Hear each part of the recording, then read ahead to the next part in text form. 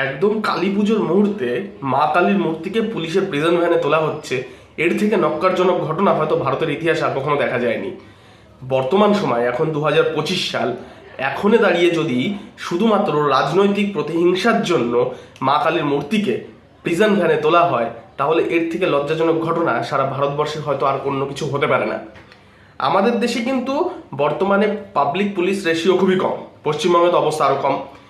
United নেশনসের guidelines অনুযায়ী প্রত্যেক 1 লক্ষ জনগণের পেছনে 250 জন পুলিশ ফোর্স থাকা উচিত, কিন্তু পশ্চিমবঙ্গে আছে 97 জন পুলিশ ফোর্স।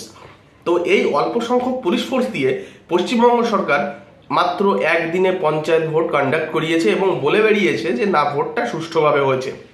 কিন্তু অথচ এই ধরনের যখন কমিউনাল ভায়োলেন্সগুলো হয়, তখন কিন্তু এই প্রশাসন চুপ করে থাকে, আর এই পুলিশ বাহিনীও কিন্তু তখন নিষ্ক্রিয় হয়ে যায়। কেন হয়ে যায় আমি জানি না।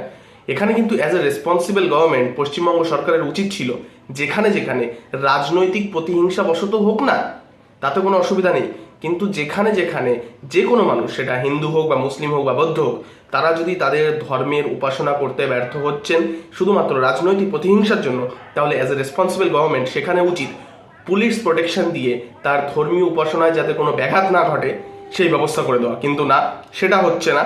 এটার ফলে কি হচ্ছে যে অপোজিশন যে পার্টিগুলো হচ্ছে তাদেরকে সুবিধা করে দেওয়া হচ্ছে। তারা একদম চোখে আঙুল দিয়ে দেখিয়ে দিচ্ছে, দেখো এই সরকার শুধুমাত্র একটা পার্টিকুলার রিলিজিয়ানের দিকে বেশি পরিমাণে তোষণ নীতি পোষণ করে যাচ্ছে।